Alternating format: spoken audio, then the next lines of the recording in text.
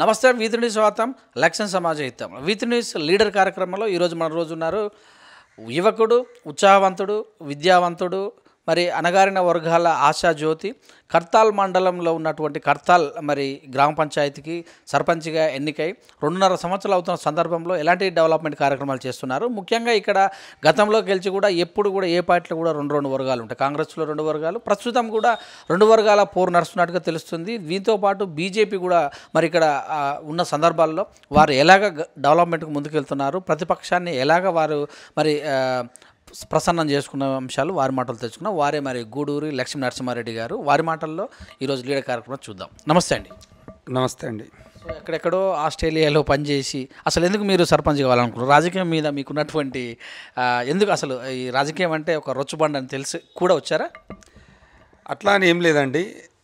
నా పేరు లక్ష్మీ నరసింహారెడ్డి. నేను ఉన్నత చదువుల కోసం విదేశాలకు వెళ్ళడం జరిగింది. అక్కడ ఉద్యోగం చేయడం జరిగింది. తర్వాత కుటుంబ కారణాల నేపథ్యంలో మరి ఇక్కడికి రావడము, ఇక్కడ వ్యాపారం కొనసాగించడము.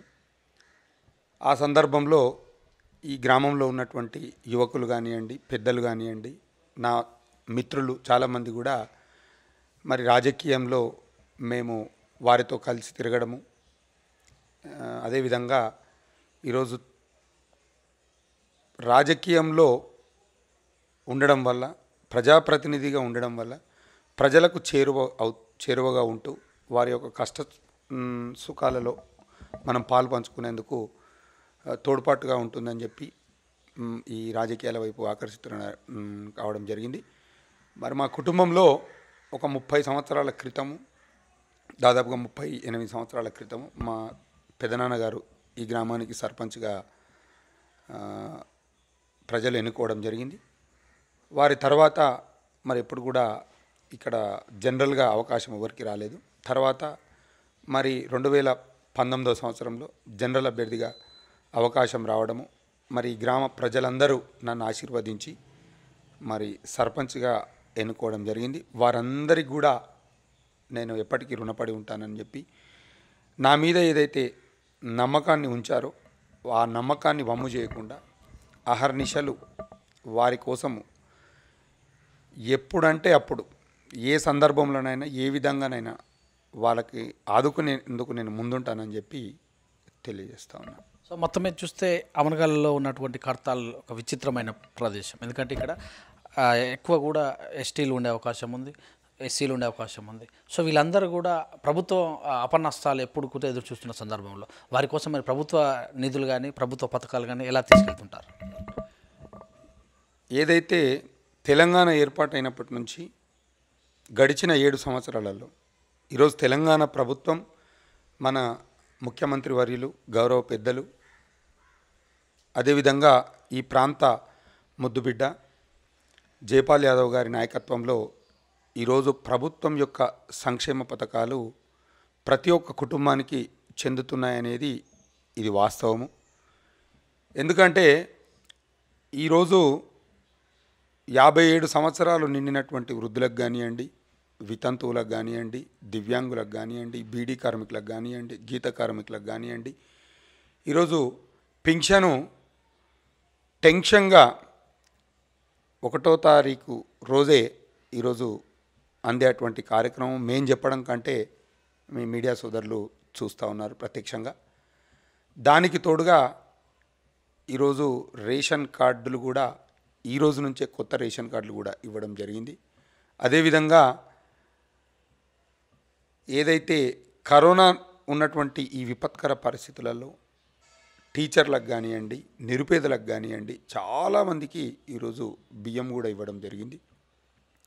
ముఖ్యంగా రైతులకు ఈరోజు రైతు బంధు పేరుతో ఎకరానికి 5,000 రూపాయల చొప్పున మన భారతదేశంలో ఏ రాష్ట్రంలో లేని విధంగా మన తెలంగాణ రాష్ట్రం రైతుల సంక్షేమం కోసము ఈరోజు రైతు బంధు ఇవ్వడం అనేది ఒక గొప్ప నిర్ణయము.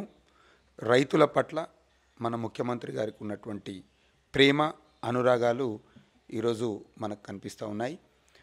దానికి తోడుగా ఏదైతే రైతులు మరి చీకట్లో కానివ్వండి, అనివార్య కారణాల వల్ల కానివ్వండి, అకస్మాత్తుగా ఎవరైనా మరణిస్తే 1 గుంట భూమి ఉన్న ఆ రైతుకి 10 రోజుల లోపు ఈరోజు 5 లక్షల రూపాయలు రైతు బీమా కూడా రావడం జరుగుతూ ఉన్నది.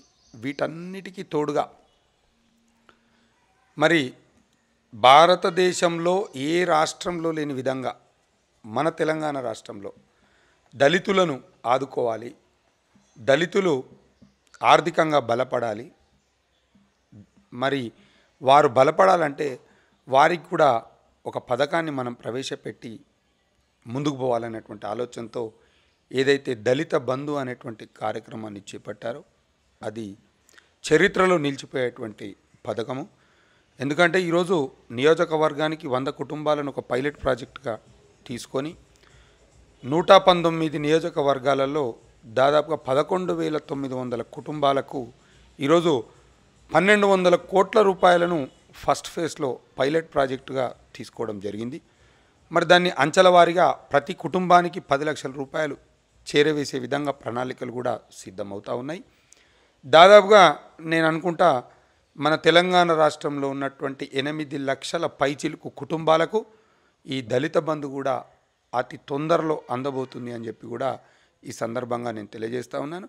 ఏదైతే తెలంగాణలో ఈరోజు రైతు బంధు కానివ్వండి, రైతు బీమా కానివ్వండి, మిషన్ భగీరథ కానివ్వండి, మిషన్ కాకతీయ కానివ్వండి, ఇలా చెప్పుకుంటూ పోతే సుమారుగా 450 పైచిలకు సంక్షేమ పథకాలు ఏవైతే బడుగు బలహీన వర్గాల వారి కోసం మన ప్రభుత్వం ప్రవేశపెట్టిందో ఈ పథకాలను చూడడానికి, ఈ పథకాలపైన విశ్లేషణ జరపడానికి ఈరోజు పక్క రాష్ట్రాల నుంచే కాకుండా ప్రపంచ దేశాల నుంచి కూడా మన తెలంగాణకు రావడం అనేది మన తెలంగాణ యొక్క గొప్పదనము. మనము బంగారు తెలంగాణ వైపు అడుగులు వేస్తున్నామని చెప్పడానికి ఇదొక నిదర్శనం అని చెప్పి ఈ సందర్భంగా నేను తెలియజేస్తూ ఉన్నాను. సో ఏ సీఎం చేయనటువంటిది పథకాలు పెట్టినప్పటికీ కూడా 10 సంవత్సరాలలో ఇంకా రాబోయే 10 సంవత్సరాలకు కూడా లేనంటువంటి రుణభారం మన మీద మోపుతున్నారని ప్రతిపక్షాలు ఆరోపిస్తున్నాయి. సంక్షేమ పథకం అంటే బంగారు తెలంగాణ అని పేరు చెప్పుకొని ఇంతకుముందుకు ఏదైతే సర్ప్లస్లో ఉన్నటువంటి ఆదాయాన్ని మొత్తం కూడా లో చేసి 10 సంవత్సరాలలో కూడా అంటే రాబోయే రోజులలో ఇంకా ఎక్కువ కూడా చేసే అవకాశం ఉందని కూడా ప్రతిపక్షాలు ఆరోపిస్తున్నాయి. ఒక ప్రజాప్రతినిధిగా, ఒక సర్పంచ్గా మీరు దీని మీద ఎలా ఉంటారు? ఈరోజు మనకు ఆర్థికపరమైనటువంటి ఒత్తిడి అవుతున్నదా, లేకపోతే అప్పులు చేస్తున్నారు అని చెప్పి ప్రతిపక్షాలు ఈరోజు చాలామంది మాట్లాడుతూ ఉన్నారు. ఎందుకంటే ఇది ఒక హాస్యాస్పదమైనటువంటి విషయంగా నేను భావిస్తూ ఉన్నాను. ఎందుకంటే గతంలో ఈరోజు మన తెలంగాణ ప్రభుత్వం ఏర్పాటైన తర్వాతనే ఈ అప్పు అనేది ఎక్కడ కూడా మొదలుపెట్టలేదు. గత ప్రభుత్వాలు కూడా చాలా సందర్భాలలో మరి రుణాలు తీసుకొచ్చిరు, సంక్షేమ పథకాలు నడిపించారు. ఆ రోజున్న పరిస్థితికి అప్పుడు తెచ్చినటువంటి రుణము సరిపోయింది. మరి ఈరోజు ఉన్నటువంటి పరిస్థితికి ఇప్పుడు తెస్తున్నటువంటి రుణం సరిపోతుందని చెప్పి నేను భావిస్తూ ఉన్నాను. అంతేగాని ప్రజల మీద ఏదో మనము భారం మోపి ప్రజల దగ్గర నుంచి చేస్తున్నటువంటి సందర్భాలు ఎక్కడ కూడా లేవు. ఎందుకంటే ఈరోజు ఏదైతే ప్రభుత్వం వారు సంక్షేమ పథకాలు ప్రవేశపెట్టారో ఒక మనిషి పుట్టినప్పటి నుంచి చనిపోయేంత వరకు ఆ కర్తవ్య నిర్వహణలో ఏవేవైతే కార్యక్రమాలు ఉన్నాయో ఆ కార్యక్రమాలన్నిటిని కూడా ఈరోజు మన తెలంగాణ ప్రభుత్వము నిక్కచ్చిగా చేస్తుందని చెప్పి సందర్భంగా నేను తెలియజేస్తాను. సో దేశంలో, రాష్ట్రంలో ఎప్పుడు ఎన్నికలు జరిగినా సాధారణ ఎన్నికల్లో మాత్రమే మేనిఫెస్టో చేస్తారు, పథకాలు ఇస్తారు. కానీ రాష్ట్రంలో విచిత్రంగా ఉప ఎన్నికల్లో మేనిఫెస్టో కాకుండా పెద్ద పెద్ద హామీలు, దళిత బంధు అలాగనే వచ్చింది. ఇంతకుముందు సాగర్లో జరిగినప్పుడు ఎలక్షన్లో కూడా అక్కడ ఆ మున్సిపాలిటీలకు 20 లక్షలు, గ్రామ పంచాయతీలకు 20 లక్షలు, మున్సిపాలిటీలకు 10 కోట్లు ఇస్తున్న సందర్భాలు. అలాగే చూసినట్టయితే సాగర్లో ఒక మహిళా కాలేజ్ అని చెప్పుకునే సందర్భాలు అవి మర్చిపోయే సందర్భాలు కూడా గుర్తు చేస్తున్నాయి. సో ఇప్పుడు కూడా దళిత బంధు తీసుకొచ్చి కేవలం ఓట్ల లబ్ధి కోసమే మభ్య పెట్టడానికి దళితులను ఉపసీఎం చేస్తానని మొదటిసారి ఇచ్చినప్పటికీ తర్వాత ఇవ్వలేనటువంటి సీఎం దళితులకు నిజంగా కూడా న్యాయం చేస్తారా అని చెప్తున్నారు. నేను అంటే మీకు ఈ సందర్భంగా నేను ఒక విషయం చెప్పదలుచుకున్నానండి. 5 సంవత్సరాలకు జరిగే ఎన్నికలలో మామూలుగా మేనిఫెస్టోలు ఉంటాయి. కానీ విచిత్రంగా ఈ ఉప ఎన్నికలలో కూడా మేనిఫెస్టోల మాదిరిగా ఈరోజు హామీలు ఇస్తున్నారు, దళిత బంధు ఇట్లాంటివని చెప్పి ఇస్తున్నారు అని చెప్పి మీరు చెప్తున్నారు కదా, అది అవాస్తవము. ఎందుకంటే ఈరోజు మేనిఫెస్టోలో చెప్పనటువంటి పనులు కూడా ఈరోజు తెలంగాణ ప్రభుత్వం చేసింది. మేనిఫెస్టోలో హామీలు ఇవ్వనటువంటి విషయాలను కూడా ఈరోజు తెలంగాణ ప్రభుత్వం అమలుపరిచింది.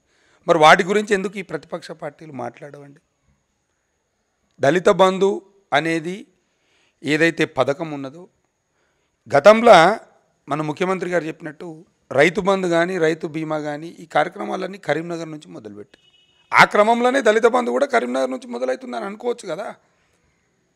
ఈరోజు కాకుండా రేపు కాకుండా ఎల్లుండి ఏదో ఒక రోజు అయితే ఖచ్చితంగా రాష్ట్ర వ్యాప్తంగా అందరికీ ఇవ్వాల్సిందే ఏదైతే స్కీమ్ జనరేట్ చేసిర్రు.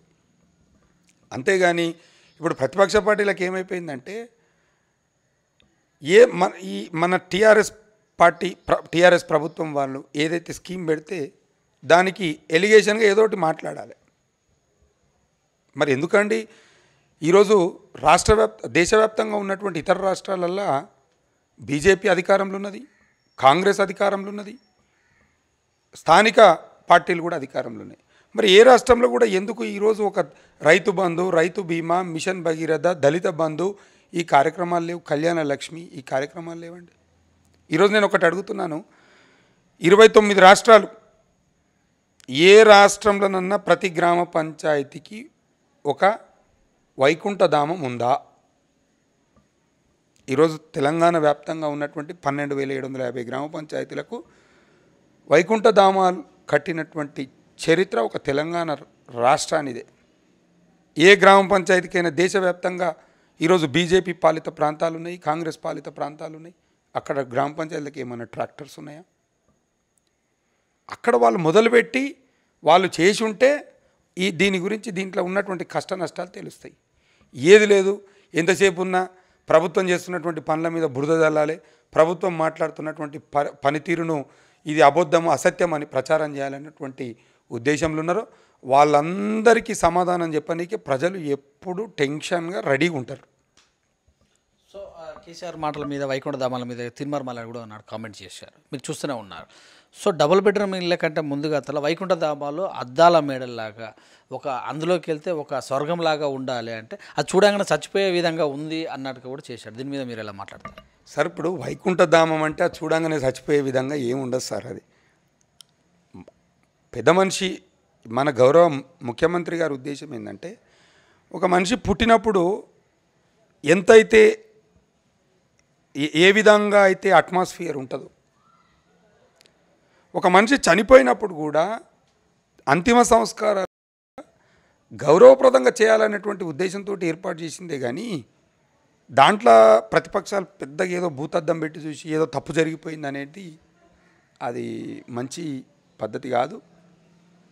అది ఒక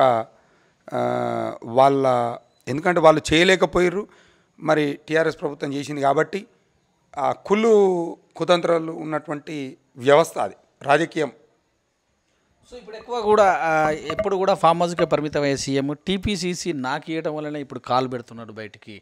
నేను రాజీనామా చేసినాకనే, అదే హుజూరాబాద్లో నేను రాజీనామా చేసినాకనే కేసీఆర్కు ప్రజలు జ్ఞాపకం వస్తున్నారని ప్రతిపక్షాలు ఆరోపిస్తున్నాయి. కరోనా సమయంలో కూడా గాంధీకి వెళ్ళటం కూడా నేను రాజీనామా చేయడం వల్లనే బయటకు వస్తుంటే సీఎం నన్ను చూస్తే భయపడుతున్నట్టుగానే మాట్లాడుతున్నారు ప్రతిపక్షాలు. నిజమేనా? అదంతా తప్పండి. ఎక్కడ మనిషి ఎక్కడున్నా ఏదున్నా వ్యవస్థ నడుస్తుందా, వ్యవహారం నడుస్తుందా, ప్రజలు సుభిక్షంగా ఉన్నారా, ప్రజల యొక్క కష్ట నష్టాలలో పాలు పంచుకుంటున్నారా అనేది ముఖ్యం. ఇప్పుడు నేను లేకుంటే చూడు ఏమవుతుందో అని చెప్పి చాలామంది మాట్లాడుతుంటారు. అసలు నేను అనేటో నేను లేకుంటే ఏమవుతుండేనో చూడు అని చెప్పి చాలామంది మాట్లాడుతుంటారు. అది తప్పండి. అది ఏది ఏమైనప్పటికీ గడిచినటువంటి 7 సంవత్సరాలలో ఏదైతే అభివృద్ధి చేసుకున్నామో గతంలో ఉన్నటువంటి పరిపాలకులు 70 సంవత్సరాలలో చేయనటువంటి అభివృద్ధిని ఈరోజు మనం చూస్తున్నాము. భవిష్యత్తులో కూడా ఇంతకంటే ఇంకా గొప్పగా అభివృద్ధిని మన గౌరవ పెద్దలు ముఖ్యమంత్రి గారి ఆధ్వర్యంలో తప్పకుండా చూస్తాము. ప్రతిపక్ష పార్టీ అనేది లేకుండా ఖచ్చితంగా మనం ముందుకు పోతాం. సో ఇప్పుడు ఎలక్షన్స్ వచ్చిన తెలంగాణ, ఆంధ్ర ఇప్పుడు సంగమేశ్వరంతో సో ఏదైతే ఇక్కడ కాళేశ్వరం కట్టినటువంటి విషయం అందరు తెలిసినది, దాన్ని ఉపయోగించుకోవడం ఒకటి. ఇప్పుడు ఆంధ్రతోటి గొడవ పెట్టుకొని తెలంగాణ రెచ్చగొడుతున్నట్టు కూడా అంటున్నారు. సో ఈ శ్రీశైలం తీసుకున్నట్టయితే ఇప్పుడు కూడా ఈ ప్రాజెక్ట్ కూడా మరి చైరేసుకొని కట్టిస్తా అని చెప్పినటువంటి కేసీఆర్ గారు మళ్ళీ ఇటువైపు మళ్ళీ చూడలేదు అని అంటున్నారు. సార్ ఇప్పుడు మీరు కూడా ఒకటి చూడాలి, ఉమ్మడి ఆంధ్రప్రదేశ్లో ఉన్నప్పుడు ప్రాజెక్టులు ఎక్కడ కట్టిరు, ఈ నీళ్ళు ఎక్కడ పోతున్నాయి, ఇంకుడు గుంతలు మనకు, పంట పొలాలు వాళ్ళకు అనేది మనం చూసినాం. ఈరోజు కాంగ్రెస్ ప్రభుత్వాలు గత పాలకులు మేము ప్రాజెక్టులు కట్టినాం, మేము అది చేసినాం, మేము ఇది చేసినాం అని చెప్పి ఎన్నో చెప్పారు. కానీ ఈరోజు ఒక కాళేశ్వరం ప్రాజెక్టు మీరు మొన్న చూసిరు, ప్రపంచవ్యాప్తంగా డిస్కవరీ ఛానల్లో ప్రసారం చేయబడ్డది. ఎందుకు చేసిరు? అది ఎంత పెద్ద ప్రాజెక్ట్ అది.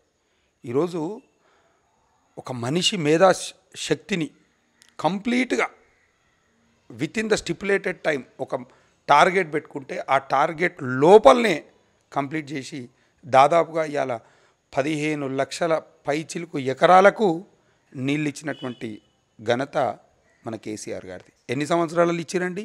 7 సంవత్సరాలు. మన ప్రభుత్వం ఏర్పాటై 7 సంవత్సరాలు. 7 సంవత్సరాలలో అంత పెద్ద ప్రాజెక్టు కట్టిరు. మరి గతంలో ఎన్ని సంవత్సరాలు పరిపాలించారు, ఎన్ని ప్రాజెక్టులు కట్టిరు, ఎన్ని లక్షల ఎకరాలకు నీళ్ళు ఇచ్చిరు? ఒకసారి ఆలోచన చేయాలి. ఏదైనా పని ఎట్లుంటుందంటే ఒకదాని తర్వాత ఒకటి ఆటోమేటిక్గా అవుతాయి. అన్నీ ఒకటే రోజు జరగవు కదండి. ఇప్పుడు ఒక బిడ్డ పుట్టగానే ఎంబడే ఉద్యోగం చేయడు కదా. లేవాలి, నడవాలి, చదువుకోవాలి, పాఠశాలకు పోవాలి, కాలేజ్కి పోవాలి, ఎంట్రన్స్ టెస్టులు రాయాలి, ఉద్యోగం సంపాదించాలి. అంటే స్టేజ్ వైజ్ ఉంటుంది వర్క్ అనేది, స్టేజ్ వైజ్ జరుగుతుంది. కానీ ఇప్పుడు వాళ్ళు ఏదో మాట్లాడిరని చెప్పి ఈడ మనం ఇమ్మీడియట్లీ కావాలంటే ఎట్లయితుంది? అవుతుంది, 1 by 1 అవుతుంది. దాంట్లో ఎలాంటి అపనమ్మకం లేదు. ఈరోజు ముఖ్యమంత్రి గారు స్వయాననే ఒక రైతు కాబట్టి రైతు యొక్క కష్టాలు, నష్టాలు, బాధలు అన్నీ అతనికి తెలుసు. ఈరోజు తెలంగాణ రాష్ట్రానికి ఒక అన్నలాక, ఒక తండ్రిలాక, ఒక మేనమామలాక తెలంగాణ ప్రాంతంలో ఉన్నటువంటి ప్రజల సంక్షేమం కోసం నిరంతరం శ్రమిస్తున్నటువంటి ఒక శ్రామికుడు, ఒక తెలంగాణ బంధు. సో వరదలలో 10,000 రూపాయలు కరెక్ట్ అయినటువంటి వ్యక్తి 10 లక్షలు ఇస్తారంటే ఎట్లా నమ్మాలి? కోకాపేటలో అమ్మినటువంటి ఏవైతే ల్యాండ్ నిధులు మొత్తం కూడా మరి ఓన్లీ హుజూరాబాద్కు పెడితే రాష్ట్రంలో ఉన్నటువంటి మరి 33 జిల్లాలు అవుతున్నట్టు పరిస్థితి ఏంది? ఇప్పుడు వరదలలో 10,000 ఇయ్యనోళ్ళు 10 లక్షలు ఎట్లు ఇస్తారు అని అంటే, వరదలలో 10,000 ఇవ్వలేదని ఎక్కడన్నా చూసినామా సార్? అందరూ దాదాపుగా కాలనీ వైజ్గా ప్రతి కాలనీలో డోర్ టు డోర్ డీటెయిల్స్ తీసుకొని అంతా ఇవ్వడం జరిగింది. 10 లక్షల రూపాయల పథకం కూడా ఇప్పుడు పైలట్ ప్రాజెక్టుగా కాన్స్టిట్యున్సీకి ఒక 100 మందిని టేకప్ చేస్తున్నారు. తర్వాత దాంట్లో ఏవైతే ఇబ్బందికరంగా ఉన్నాయో దాని మీద ఒక పూర్తి స్థాయి నివేదిక ప్లాన్డ్గా రాష్ట్రం అంతా ఇంప్లిమెంట్ చేయడం జరుగుతుంది. కోకాపేట భూములు వేలం వేసిరు, వేలం పైసలు తీసుకున్నారు అంటే వేలం అనేది దర్వాజాలు పెట్టి లోపల కూర్చొని ఎవరో ఒకరిద్దరు వేయలే కదా. ప్రపంచం మొత్తం చూసే విధంగా ఆన్లైన్లో పెట్టి టెండర్లు వేసారు. దాన్ని కూడా అట్లా మాట్లాడడం అనేది కరెక్ట్ కాదనేది నేను ఈ సందర్భంగా తెలియజేస్తా ఉన్నాను. సర్పంచ్లకు ఇప్పటివరకు కూడా రూపాయి వేయలేదని భారతీయ జనతా పార్టీ వాళ్ళు మాత్రం మేమే వేస్తున్నాము, మేము ఇచ్చిన నిధులే, రాష్ట్ర ప్రభుత్వం ఇప్పటివరకు కూడా రూపాయి వేయలేదని చెప్తున్నారు కదా. దీని మీద మీరు ఎలా స్పందిస్తారు? ఇప్పుడు భారతీయ జనతా పార్టీ వాళ్ళు చెప్పేది నేను ఏమంటున్నానంటే, సర్పంచ్లకు ఏమి ఇవ్వలేదు, మొత్తం మేమే చేస్తున్నాము, మేమే అది చేస్తున్నామని వాళ్ళు ఏదైతే మాట్లాడుతున్నారో, అసలు ముందుగా ఇప్పుడు ఏదైతే బీజేపీ పార్టీ పరిపాలిస్తున్నదో రాష్ట్రాలలో అక్కడ ఉన్నటువంటి సర్పంచ్లకు మీరు ఏమేమి ఇచ్చారో తొలుత ఆ కాయిదాలు తీసుకొని రండి, వచ్చినాక ఇక్కడ మాట్లాడదాం. ఈరోజు రాష్ట్ర ప్రభుత్వము ప్రతిష్టాత్మకంగా చేపట్టినటువంటి పల్లె ప్రగతి కార్యక్రమాలతోటి గ్రామాల, పల్లెల, తండాల యొక్క రూపురేఖలు మారిపోయినాయండి. ఈరోజు ప్రతి గ్రామ పంచాయతీకి ఒక ట్రాక్టర్ వచ్చింది. ప్రతి గ్రామ పంచాయతీలో ప్రతి ఇంటికి ఈరోజు వాతావరణంలో సమతుల్యతను కాపాడే క్రమంలో భాగంగా ప్రతి గ్రామ పంచాయతీకి ఒక నర్సరీని ఏర్పాటు చేసిరు. గతంలో ఏదైతే వాతావరణంలో పొల్యూషన్ పెరిగిపోయి వర్షాలు రాక ఇబ్బంది అయ్యి అతలాకుతలమవుతున్నటువంటి సందర్భంలో మొక్కలు నాటాలి, ఇదొక యజ్ఞము, నీళ్లు లేకపోతే మానవ మనుగడకే ప్రమాదం అవుతుందని ఒక యజ్ఞంలాగా ఈరోజు ఏ రాష్ట్రంలో లేని విధంగా మన రాష్ట్రంలో మొక్కలు నాటించే కార్యక్రమం గ్రామ పంచాయతీల ద్వారా జరగడం అనేది చాలా సంతోషకరమైనటువంటి విషయం. సో ఇంటికి ఒకరికి 2,000 రూపాయలు పింఛన్లు ఇచ్చి నిత్యావసర సరుకులు, బియ్యము, ఉప్పు, పప్పు, అలా చూసినట్టు ఆయిల్, ముఖ్యంగా గ్యాసు, అలా చూసినట్టు పెట్రోల్లో 34% అంటే 34 రూపాయల ట్యాక్సీ తీసుకుంటుంది రాష్ట్ర ప్రభుత్వము. అది ఎవరు అబ్జర్వ్ చేయట్లేదు. కావాలని అటు మోడీ ఇటు కేసీఆర్ ఇద్దరు దొంగలని కాంగ్రెస్ పార్టీ ఆరోపిస్తుంది. వాళ్ళ జేబులు నింపుకుంటారని కూడా చెప్తుంది. సామాన్యుని మధ్య కడుపు కొడుతున్నారని కూడా అంటుంది. ఇప్పుడు రాష్ట్రము 34 రూపాయలు తీసుకుంటుందని చెప్తున్నారు కదా. ఇప్పుడు కాంగ్రెస్ పాలిత రాష్ట్రాలు ఉన్నాయి కదా దేశంలో, ఆడ ఈ 34 రూపాయలు తక్కువ చేసి తీసుకుంటారా? కాంగ్రెస్ పార్టీ వాళ్ళు మాట్లాడడానికే వాళ్ళకి ఏముందంటే ఒకటి వేదిక కావాలి, ఓ సబ్జెక్ట్ కావాలి. ఉట్టిగానే మాట్లాడితే అయిపోదు కదా. ఇలా టీఆర్ఎస్ పార్టీ 34 రూపాయలు ఎక్కువ తీసుకుంటుంది తెలంగాణలో అని మాట్లాడేటోళ్ళు మరి కాంగ్రెస్ పాలిస్తున్నటువంటి రాష్ట్రంలో 34 మైనస్ చేసి తక్కువ చేసే తీసుకుంటారా? లేకుంటే ఇంతే తెలంగాణలో ఎంత ధర ఉన్నదో అంత ధర ఓ రూపాయి అటు ఇటు తీసుకుంటారా? అది కూడా వాళ్ళు ఆలోచన చేసుకోవాలి, పునరాలోచన చేసుకోవాలి.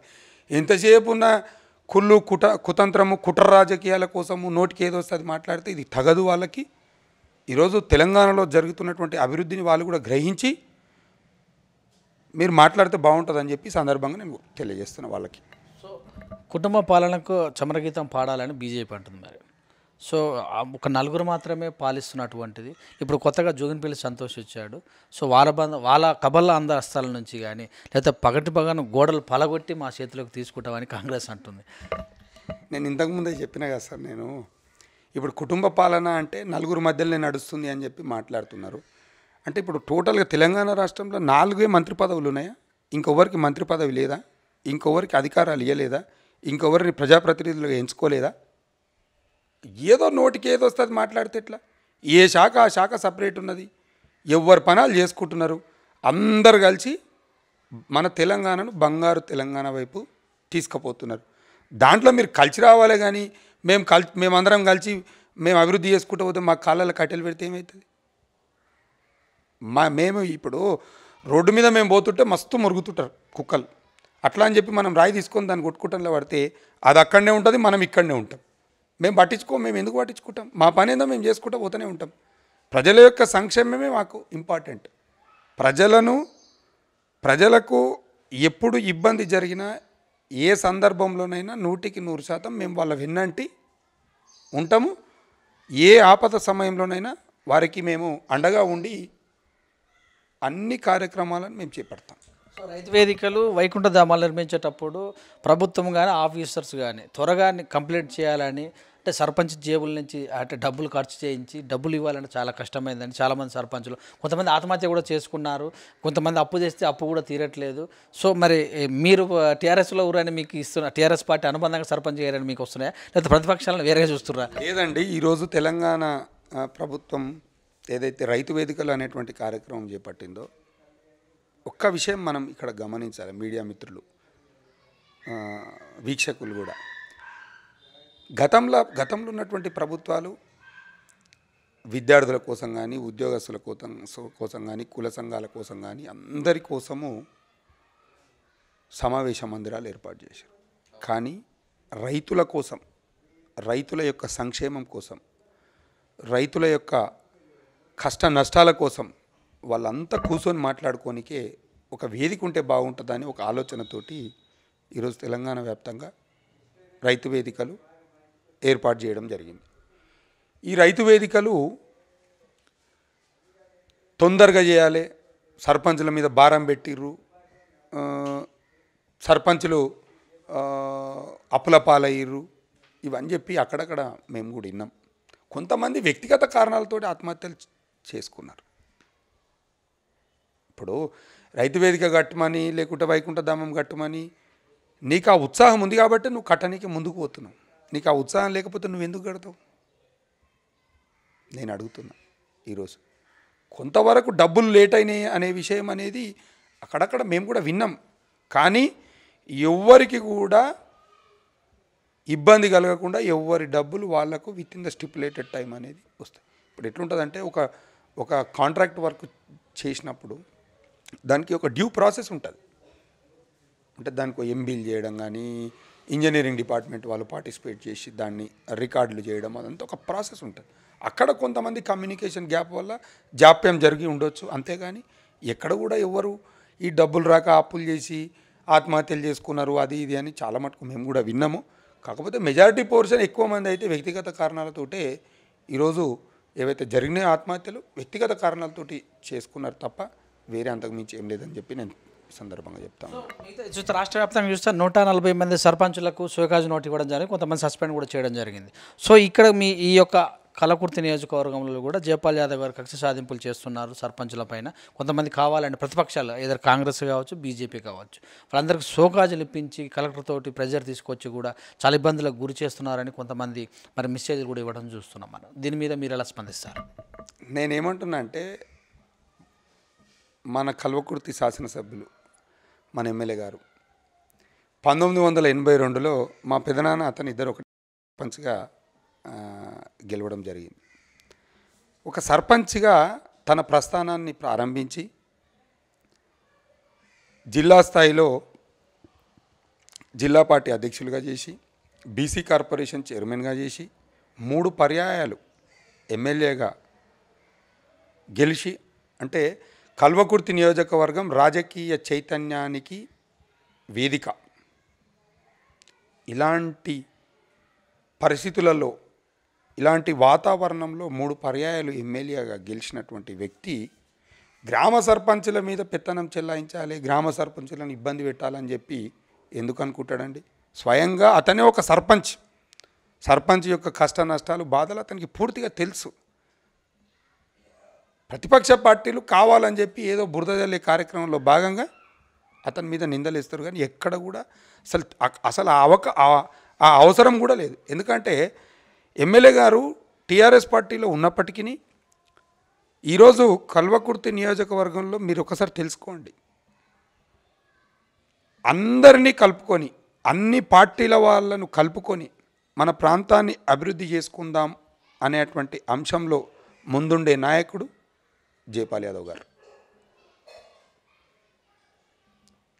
నేను ఈ విషయం ఎందుకు చెప్తున్నా అంటే ఈరోజు మన కల్వకుర్తి నియోజకవర్గంలో చాలా చైతన్యవంతమైనటువంటి రాజకీయము నడుస్తూ ఉంటుంది.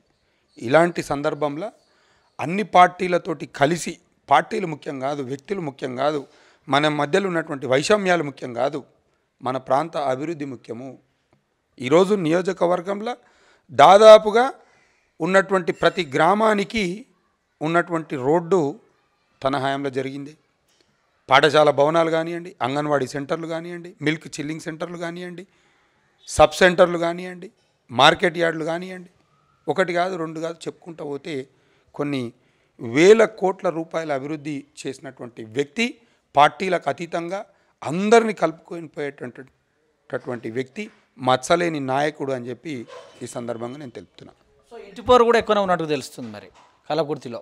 సో 2 వర్గాలు ఏర్పాటు చేయడం, ప్రోటోకాల్ కూడా ఇక్కడ ఉన్నటువంటి ప్రజాప్రతినిధులు చూస్తూ ఉంటే ఎక్కడ పోయినా కూడా ఫస్ట్ ఎమ్మెల్యే కానీ, ఎంపీ ప్రోటోకాల్ కానీ, జెడ్పీ చైర్మన్ ప్రోటోకాల్ కానీ, కొంతమంది మీ ఎవరైతే ప్రజాప్రతినిధులు ప్రోటోకాల్ విషయంలో కానీ ఏదైనా సమావేశం జరిగితే తనులాటలు, కొట్లాటలు చూస్తూనే ఉన్నాం మన అప్పుడప్పుడు కూడా కొన్ని చోట్ల. సో దీన్ని ఎలా చెప్తా?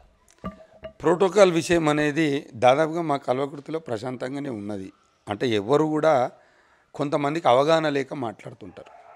ప్రోటోకాల్ రగడ అనేది ప్రభుత్వం వారు ఒక స్టాటిస్టిక్స్ అనేది ఉంటుంది. అంటే వాళ్ళు ప్రోటోకాల్ అనేది వాళ్ళు రిలీజ్ చేస్తారు, దాని ప్రకారంగానే ఆహ్వానాలు కానీ దాని ప్రకారంగానే కార్యక్రమాలు జరుగుతూ ఉంటాయి. ఈ చిన్న చిన్న మనస్పర్ధలు, గొడవలు అవి ఇవి, ఈరోజు ఇంట్లో 4 అన్నదమ్ములు ఉంటేనే పొద్దుటి నుంచి రాత్రి దాకా 2 సార్లు భోజనం, ఒకసారి టిఫిన్ చేసే వరకే ఎవరో ఒకరు అన్న తమ్ముతోనో, తమ్ముడు అన్నతోటో ఏదో చిన్న వ్యవహారం అనేది జరుగుతుంటుంది. అలాంటిది ఇంత పెద్ద నియోజకవర్గము ఏమిటో చిన్న చిన్న ఆటుపోట్లు అనేది సహజము. ఏదేమైనప్పటికీ, ఎంత మనస్పర్ధలు ఉన్నప్పటికీ, ఎంత ఇబ్బంది ఉన్నప్పటికీ మేమందరము ఒకే జెండా, గులాబీ జెండా కింద కేసీఆర్ గారి నాయకత్వంలోనే పనిచేస్తాం. సో మీరు ఇలా మాట్లాడుతున్నారు, పోయినసారి కావాలనే ఓడగొట్టాలని ప్లాన్ కూడా చేసినట్టు కూడా ఇక్కడ వాయిస్, అసలు టికెట్ రాదని ఒక 6 నెలల, 1 సంవత్సరం నుంచి కూడా ప్రచారం చేసిన సందర్భాలు కూడా చూసినాం సోషల్ మీడియాలో కావచ్చు. ఈసారి టికెట్ రాదు జయపాల్ యాదవ్ కానీ చెప్పడం కానీ, సో ఇక కొంతమంది మీ పార్టీ నాయకులు కూడా వస్తూ ఉందని చెప్పడం కానీ, అది కేసీఆర్ దృష్టికి తీసుకెళ్తామని, కేటీఆర్ దృష్టికి తీసుకెళ్తామని సందర్భాలు ఏవైతే మీరు ఏవైతే పెట్టేటటువంటి బోనాల పండుగ శుభాకాంక్షలు పెట్టినటువంటి కటౌట్లలో కూడా సో స్థానిక ఎమ్మెల్యే ఫోటోలు లేని సందర్భాలు చూసినాం మనం, ఇప్పుడు కూడా చూస్తూనే ఉన్నాం కూడా. దీని మీద మామూలుగా జనరల్గా నాకు ఈ కటౌట్ల మీద, పోస్టర్ల మీద నేనేం చెప్పాలనుకుంటున్నానంటే, ఫోటో పెట్టినంత మాత్రంలోనే ఏదో ప్రోటోకాల్ ఉన్నది. మీ పార్టీ వాళ్ళనప్పుడు మీకు ఫస్ట్ మర్యాద ఇవ్వాలి కదా, ఒక గ్రామ సర్పంచ్ కానీ ఒక ఎమ్మెల్యే స్థాయి వాళ్ళకి కూడా. ఈ గ్రామంలో పెట్టేటటువంటి కటౌట్లు మీ పార్టీ లీడర్లు పెట్టినప్పుడు ఎట్లా ఉండదు పరిస్థితి? అంటే ఇప్పుడు అది అధికారికంగా పెట్టినటువంటి పోస్టర్ కాదు, అది వ్యక్తిగతంగా పెట్టుకున్నారు. అంటే రెండు కూటములు ఉన్నట్టుగా అట్లా అని మీరు ఎందుకు అనుకుంటున్నారు? వ్యక్తిగతంగా పెట్టుకుంటున్నారు. ఇప్పుడు కొంతమందికి ఏముంటుందంటే 100 రూపాయల టికెట్ కొనుక్కొని సినిమాకు పోవాలని ఉంటుంది. కొంతమందికి 20 రూపాయలు పెట్టి టికెట్ కొనుక్కొని సినిమాకు పోవాలని ఉంటుంది. 20 రూపాయలతోనైనా 100 రూపాయలతోనైనా ఒకటే సినిమా చూస్తాడు కదా. దాంట్లో వ్యక్తిగతంగా ఎవరు ఇంట్రెస్ట్, కొంతమందికి ఫ్లెక్సీల మీద ఇంట్రెస్ట్ ఉంటుంది, కొంతమందికి బ్యాండ్ మీద ఇంట్రెస్ట్ ఉంటుంది, కొంతమందికి ఏది ఉండొద్దు మౌనంగా మనము హుందాగా ఉండాలని కొంతమందికి ఉంటుంది. అదే క్రమంలో ఈ బ్యానర్లు పోస్టర్లు ఇవన్నీ జరుగుతూనే ఉంటాయి, ప్రతి దగ్గర జరుగుతూనే ఉంటుంది. నా ఫోటో పెట్టలేదని ఒక ఆయన, నా ఫోటో పెట్టిరాను ఒక ఆయన, ఇవన్నీ జరుగుతూనే ఉంటాయి. దాంట్లో పెద్దగా పట్టించుకోవాల్సినటువంటి అవసరం లేదు. ఇంకోటి సోషల్ మీడియాలో వైరల్ అవుతున్నది, టికెట్ వస్తుంది, టికెట్ రాదు, ఈయనకు వస్తుంది, ఆయనకు వస్తుంది, ఆయన ఎమ్మెల్యే అభ్యర్థి, ఈయన ఎమ్మెల్యే అభ్యర్థి, మస్తు మాట్లాడుతుంటారు. ఈరోజు ప్రతి పార్టీకి ఒక అధినాయకుడు ఉంటాడు. ఆ అధినాయకుడు ఎవరినైతే నిర్ణయిస్తాడో వాళ్ళకే టికెట్ వస్తుంది. ఈరోజు నేను చెప్తానో, లేకపోతే ఇంకో మండల స్థాయి నాయకుడు చెప్తానో, ఇంకోరో చెప్తానో, లేకుంటే ఎవరు చెప్తానో రాదు కదా. దానికి ఒక ప్రణాళిక, దానికి ఒక సిస్టమ్ ప్రకారంగా పోయి ఆ టికెట్ల కేటాయింపు అనేది జరుగుతుంది. అంతేగాని ఈయన ఓడగొట్టిండు కాబట్టి ఓడిపోయిండు, లేకుంటే ఈయన గెలిపిస్తేనేగా గెలిచిండు అనేది ఈరోజు అదంతా ఉట్టి మాటలండి.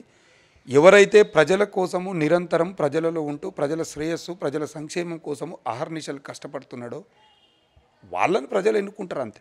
ఒకరు ఓడగొడితే ఓడిపోయేటోళ్ళు, ఒకరు గెలిపిస్తే గెలిచేది అవన్నీ కాదు. ప్రజల కోసం పనిచేసేటోళ్ళు ఎవరు, ప్రజల కోసము ఎవరు పోరాటం చేస్తున్నారు, ఎవరు మంచి ఎవరు చెడు, ఏది నిజము ఏది అబద్ధం ప్రజలు గ్రహిస్తారు. కాకపోతే మనం ఒక పార్టీగా ఉన్నాం కాబట్టి పార్టీలో అందరం అన్నదమ్ముల్లాగా ఒకటై ఉండి సమిష్టి కృషి చేస్తే విజయం అనేది చాలా సునాయాసంగా మన కైవసం చేసుకోవచ్చు అనేది ఈ సందర్భంగా నేను తెలియజేస్తాను. సో ఆస్ట్రేలియాలో ఉన్నత చదువులు చదివినటువంటి వ్యక్తి రాజకీయంలోకి వచ్చారు కదా. సో ఈ యొక్క 2.5 సంవత్సరాలు తృప్తిగా ఉన్నారా, సంతృప్తిగా ఉన్నారా, ఎలా అనిపిస్తుంది ఎక్స్పీరియన్స్? సరే, ఏదైనా ఈ విశ్వం మీద ఏ ప్రాణి అయినా ఎప్పుడు కూడా తృప్తిగా ఉంది అనేది ఎవరు కూడా చెప్పలేరు సార్. ఇప్పుడు నేను ఏమంటున్నా అంటే ఐఎమ్ హ్యాపీ అని చెప్పి ఎప్పుడు కూడా చెప్పలేడు. మనిషి అనేటోడు ఆశాజీవి. ఆశకు అనేది ఒక హద్దు ఉండదు, ఒక అవధి ఉండదు. సో ప్రజలలో నిత్యం కలిసిమెలిసి ఉండి తిరుగుతూ ఉంటాం కాబట్టి అలవాటు అయిపోతుంది. ప్రజల యొక్క కష్ట నష్టాలలో బాధలు పంచుకుంటే కొన్ని సందర్భాలలో బాధ అవుతుంది, కొన్ని సందర్భాలలో సంతోషం ఏర్పడుతుంది, కొన్ని సందర్భాలలో ఇంకా ఉత్సాహంగా పనిచేయాలని అనిపిస్తుంటుంది. ఇవన్నీ చిన్న చిన్న పొరపాట్లు జరుగుతూనే ఉంటాయి. మంచి చెడులు అనేటివి సర్వసాధారణం. అది సో మీ ప్రణాళిక ఏంది రాబోయే 2.5 సంవత్సరాల్లో? అంటే 2 సంవత్సరాలు వేసుకోండి ఇంకా. సో డెవలప్మెంట్ విషయంలో మీ ప్రణాళిక ఏంది? ఇంకా నిధులు ఏమైనా, మీ ఎమ్మెల్యే ఉన్నాడు, మీ ఎంపీ గారు ఉన్నారు, సో ఎలా ముందుకెళ్తారు? జడ్పీ పర్సన్ కూడా మీ చైర్మన్గా ఉన్నారు. ఈరోజు గౌరవ శాసనసభ్యులు అదేవిధంగా ఇతర ప్రజాప్రతినిధులందరి సహకారంతో, మా గ్రామ ప్రజల సహకారంతో దాదాపుగా 2.5 సంవత్సరాల నుంచి మేము ఏమేం పని చేసినాము, ఏ విధమైనటువంటి అభివృద్ధి చేసినాం అనేది మేము చెప్పిన దానికంటే మీరు మా గ్రామ ప్రజలను అడిగి తెలుసుకుంటే బాగుంటుంది.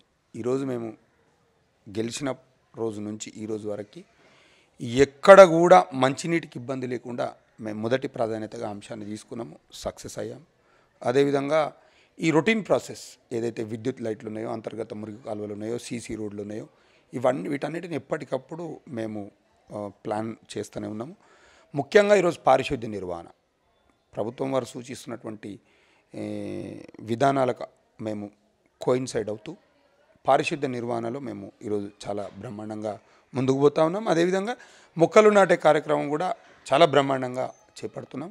అయితే ఏదైతే నూతనంగా ఏర్పాటైందో ఈ మండల కేంద్రంలో ఒక మండలానికి కావాల్సినటువంటి అన్ని మౌలిక వసతులు, భవనాలకు కానీ వాటన్నిటి కోసము ఈరోజు స్థలాలను కూడా ఎంపిక చేసి తీర్మానాలు కూడా చేయడం జరిగింది. దాదాపుగా రాబోయే రోజులలో ఖచ్చితంగా ఒక 2 నుంచి 3 నెలల నూతన గ్రామ పంచాయతీ భవనాన్ని కూడా మేము నిర్మించాలని చెప్పి కార్యక్రమాన్ని కూడా చేపట్టడం జరుగుతుంది. అదేవిధంగా గ్రామ పంచాయతీ పరిధిలో ఉన్నటువంటి కుంటలు కానీ, చెరువులు కానీ వాటన్నిటిని అన్యాక్రాంతం కాకుండా వాటన్నిటికి కూడా అద్దురాలను ఫిక్స్ చేసి ఆ కుంటలకు, కాలువలకు వచ్చేటువంటి నీరు వచ్చేటువంటి కాలువలను ఈరోజు పూడిక తీపిచ్చినందుకు ఈరోజు కడతాల గ్రామ పంచాయతీ పరిధిలో ఉన్నటువంటి అన్ని కుంటలు చెరువులు జలకలతోటి కలకలలాడుతున్నాయని చెప్పి ఈ సందర్భంగా నేను తెలియజేస్తూ ఉన్నాను. అదేవిధంగా ఈ గ్రామ పంచాయతీకి మేము ఏదైతే ఎలక్షన్ హామీ ఇచ్చామో, ఏదైతే హై స్కూల్కి ప్రహరీ గోడ కానివ్వండి, రోడ్డు పైన మరుగుదొడ్ల కార్యక్రమాన్ని ఆల్రెడీ కంప్లీట్ చేయడం జరిగింది. ముఖ్యంగా ఈరోజు ఏదైతే గ్రామ పంచాయతీకి ఒక గ్రంథాలయం అని చెప్పినాం, అది కూడా ఆల్రెడీ శాంక్షన్ అయిందండి. అదేవిధంగా ఒక 30 పడకల ఆసుపత్రిని ఏర్పాటు చేయాలనేది మా ప్రధాన ఎజెండాగా మేము పెట్టుకున్నాము. దాన్ని కూడా ఏదైతే ఫార్మాసిటీ ఏర్పాటు అవుతుందో దాంట్లో వస్తున్నటువంటి సిఎస్ఆర్ ఫండింగ్ కింద ఎలాంటి వాళ్ళకి మేము ఆల్రెడీ ప్రపోజల్స్ కూడా ఇవ్వడం జరిగింది. దాన్ని కూడా రాబోయే రోజులల్లో మా పెద్దలు ఎమ్మెల్యే గారి ఆశీస్సులతోటి ఖచ్చితంగా టేకప్ చేస్తామని చెప్పి తెలియజేస్తా ఉన్నాను. సో వ్యాక్సినేషన్ ఎలా ఇప్పించారు ఈ యొక్క మండల కేంద్రంలో? సో అలా చూసినట్టు థర్డ్ వేవ్ గురించి మీకు ప్రణాళిక ఏమైనా ఉందా? యాక్చువల్గా కరోనా నేపథ్యంలో దాదాపుగా ఈ ప్రపంచం మొత్తం అతలాకుతలమైనటువంటి సందర్భాన్ని ప్రపంచానికి పరిచయం చేసిన మీడియా మిత్రులందరికీ నేను ప్రత్యేకంగా ధన్యవాదాలు తెలియజేస్తూ ఉన్నాను. ఎందుకంటే అసలు ఈ కరోనా అనేది ఎక్కడ పుట్టింది, ఏమైంది, ఎంతోమంది అభాగ్యులు ఆర్థికంగా, మానసికంగా, ఆరోగ్యపరంగా పూర్తి స్థాయిలో దెబ్బతిని ఈరోజు కోలుకోలేనటువంటి పరిస్థితులలో ఉన్నారు. వారందరికీ కూడా ఆత్మస్థైర్యం నింపే విధంగా తెలంగాణ ప్రభుత్వం చాలా చక్కగా పనిచేయడం జరిగింది. ఈరోజు గ్రామాలలో కూడా మేము ఎప్పటికప్పుడు ఏదైతే శానిటేషన్ డ్రైవ్ ఉందో, సోడియం హైపోక్లోరైడ్ పిచికారి కానివ్వండి, బ్లీచింగ్ పౌడర్ పిచికారి కానివ్వండి, అదేవిధంగా ఇంటింటికి తిరుగుతూ కరోనా వ్యాక్సినేషన్, కరోనా గురించి, కరోనా పట్ల తీసుకోవాల్సినటువంటి చర్యల గురించి ఎప్పటికప్పుడు మేము వాళ్ళకు నోటిఫై చేయడం జరిగింది, వాళ్ళకు వివరించడం జరిగింది. దాదాపుగా ఈ గ్రామ పంచాయతీలో, ఇంత పెద్ద గ్రామ పంచాయతీ మండల కేంద్రంలో ఒక 4 కరోనా మరణాలు జరిగినాయండి గతంలో. అయితే ప్రతి ఇంటికి మేము కోవిడ్ నిబంధనలు ఏ విధంగా పాటించాలనేది వాళ్ళకు ప్రతి ఇంటికి తిరిగి మేము ప్రత్యక్షంగా తిరిగి చెప్పడం జరిగింది. దాదాపుగా వ్యాక్సినేషన్ కూడా ఈరోజు ప్రభుత్వం వారు అందిస్తున్నటువంటి వ్యాక్సినేషన్ను కూడా ప్రతి ఇంటికి వ్యాక్సినేషన్ తీసుకోవాలి, అపోహలకు గురి కావద్దు, మీరు భయపడొద్దు అని చెప్పి ముందుగా వారికి మేమే ముందుండి వాళ్ళను నడిపించుకుంటూ వ్యాక్సినేషన్ కూడా చేయించడం జరిగింది. దీనికి తోడుగా ఇప్పుడు ఇంకా ఎవరైనా మిగిలి ఉంటే వ్యాక్సినేషన్ చేయించుకొని వారు ఉంటే వాళ్ళను కూడా ఖచ్చితంగా వీలైనంత తొందరగా వ్యాక్సినేషన్ చేయించుకోమని చెప్పి చెప్పడం జరుగుతుంది. ఏదైతే థర్డ్ వేవ్ ఉన్నదో, మరి థర్డ్ వేవ్ వస్తుందా రాదా అది తర్వాత విషయం అండి. అసలు థర్డ్ వేవ్ ఉందా లేదా అనేది తర్వాత విషయం. కాకపోతే స్వీయ రక్షణ అనేది ప్రధానమైనటువంటి అంశము. ఏదైతే కోవిడ్-19 నిబంధనలు ఉన్నాయో, అంటే తరచుగా చేతులు కడుక్కోవడం కానివ్వండి, మాస్క్ ధరించడం కానివ్వండి, వ్యాక్సినేషన్ కంప్లీషన్ చేసుకోవడం కానివ్వండి, అదేవిధంగా ఏదైతే సామాజిక భౌతిక దూరం పాటించాలో వాటన్నిటిని కోవిడ్-19 నిబంధనలు ఖచ్చితంగా పాటిస్తూ ముందుకు పోవాలి. మనందరము జాగ్రత్తగా ఉన్నప్పుడే ఈరోజు గ్రామాలు కానీ, రాష్ట్రాలు కానీ, ఈరోజు దేశం కూడా బాగుంటుందని చెప్పి ఈ సందర్భంగా తెలియజేస్తూ ఉన్నాను. జిఎల్ఎన్ రెడ్డికి ఏమైనా కోరికలు ఉన్నాయి? ఇంకా చెప్పినా కదా సార్, మనిషి అనేది ఆశ అనేది ఉంటుంది. ఆశాజీవి. మీ కోరికలు ఏమని? ఆశాజీవి. ఇప్పుడు ఎందుకంటే కొన్ని కోరికలు చెప్పేటి ఉంటాయి, కొన్ని కోరికలు చెప్పని ఉంటాయి. సందర్భం వచ్చినప్పుడు కాలం నిర్ణయిస్తుంది. మనలో ఉన్నటువంటి కోరికకైనా, మనలో వచ్చేటువంటి ఆలోచనకైనా కాలం సమాధానం చెప్తుంది. కాబట్టి ఖచ్చితంగా నిరంతరం ప్రజలలో ఉండాలని అనుకుంటున్నాం. మేము ప్రజల కోసం పనిచేయాలని అనుకుంటున్నాం. ఖచ్చితంగా ప్రజల సంక్షేమం కోసమే పనిచేస్తామని చెప్పి సందర్భంగా తెలియజేస్తా ఉన్నాను. మీ ఇన్ఫ్లుయెన్స్ అంటే మీరు ఎవరిని ఇష్టపడతారు, ఎవరి యొక్క సిద్ధాంతాలు ఇష్టపడతారు? ఈరోజు రాష్ట్రంలో ఉన్నటువంటి నాయకులు అందరంటే నాకు ఇష్టమే అండి. అంటే ఒకరు అని చెప్పకుండా ప్రతి ఒక్కరు ఈ రాష్ట్రంలో ఉన్నటువంటి పెద్ద నాయకులు, పార్టీలకు అతీతంగా నేను ఇష్టపడతా. ఎందుకంటే ఒక్కొక్కరిని ఒక్కొక్క సందర్భంలో నేను ఇష్టపడడం జరిగింది గతంలో. ప్రస్తుత రాజకీయాలలో మరి ఈరోజు ఒక అన్నలాగా, ఒక తండ్రిలాగా, ఒక మేనమామలాగా రాష్ట్రం యొక్క సంక్షేమం కోసము అహర్నిశలు కష్టపడుతున్నటువంటి కేసీఆర్ గారి నాయకత్వంలో పనిచేస్తున్నందుకు వారే మాకు రోల్ మోడల్గా మేము అనుకుంటున్నాం.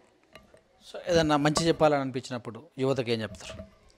నేను యువతకు చెప్పేది ఒకటే, ఈరోజు కష్టపడితేనే రేపు సుఖపడతావు. ఈరోజు సుఖపడ్డావు అంటే రేపు కష్టపడనీకి నువ్వు ఉండవు, సుఖపడనీకి కూడా నువ్వు ఉండవు. కాబట్టి ఈరోజు యువత పెడదారిన పోకుండా మంచిగా చదువుకోవాలి.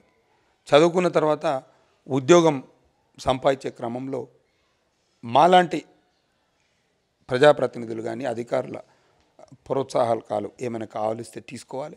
ఖచ్చితంగా మీరు ఒక మంచి కార్యక్రమాలలో పార్టిసిపేట్ చేస్తూ ఉద్యోగాలు సంపాదిస్తూ ఈరోజు మా గ్రామ పంచాయతీ తరపున మా యువత మంచి మంచి స్థానాలకు పోయిన తర్వాత గ్రామాన్ని మర్చిపోకుండా గ్రామం యొక్క అభివృద్ధికి ప్రతి ఒక్కరూ తోడ్పాటును అందించాలని చెప్పి కోరుతా ఉన్నాను. చివరగా ట్రాఫిక్ మెయిన్ సమస్య కడతాల్లో మెయిన్ రోడ్ మీద ఉంది కనుక సో చాలామంది కూడా బండి సరైన దారిలో కాకుండా ట్రాఫిక్ చేసే సందర్భాలు ఉంటాయి. సో ఈ ట్రాఫిక్ మీరు ఎప్పుడైనా ట్రాఫిక్ అంతరాయం కలిగించారా? కలిగిస్తే మీరు ఏమైనా శిక్ష కారవాయారా? లేకపోతే రాబోయే రోజులలో కూడా ఈ యొక్క ట్రాఫిక్ను అంటే సాఫీగా వెళ్ళిపోయేటట్టు ప్లాన్ ఏమన్నా?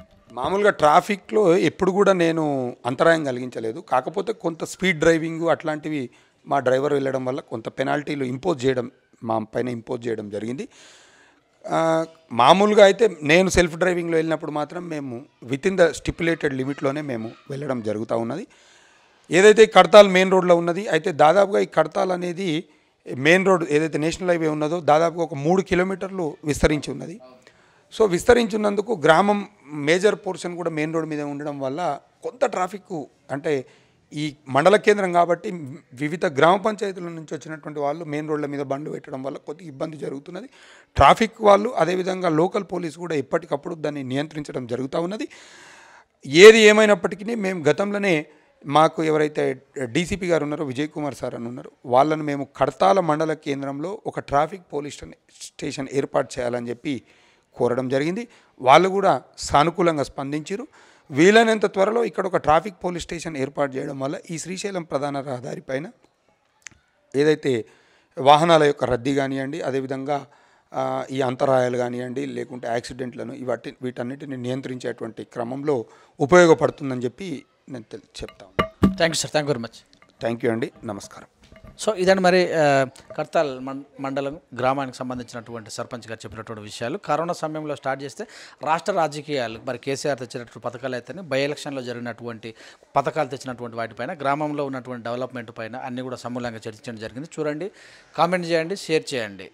చూస్తుండే with news cameraman శ్యామ్తో Suresh Dandu, Kalakurthi, Kadthal.